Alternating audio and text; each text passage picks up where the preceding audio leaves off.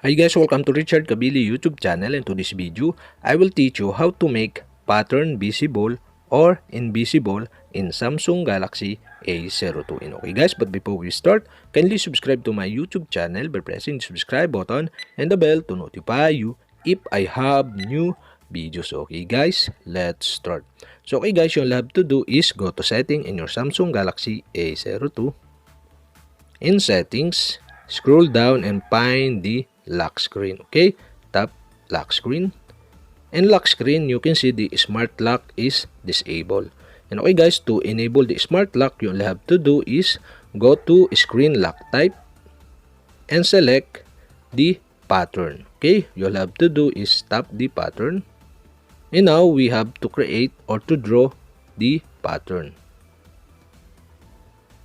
And pattern saved, and okay, tap the continue button below, and now draw the pattern again to confirm it, and tap the confirm button below,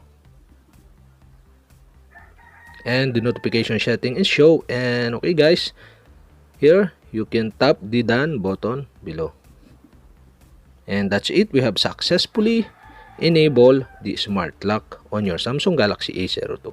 And okay guys, you'll have to do is go to secure lock settings and draw your pattern again, and that's it. Okay, here in secure lock setting, you can see the make pattern visible.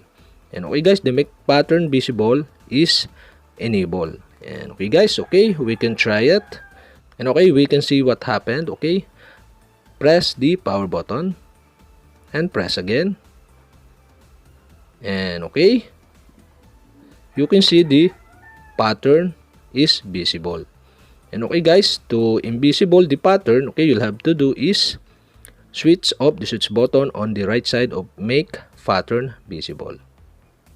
And okay guys, we can try it again. Okay, press the power button again and press again.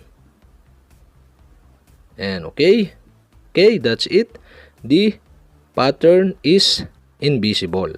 And okay guys, I decide to make the pattern is visible to my Samsung device. Okay, you'll have to do is switch on the switch button on the right side.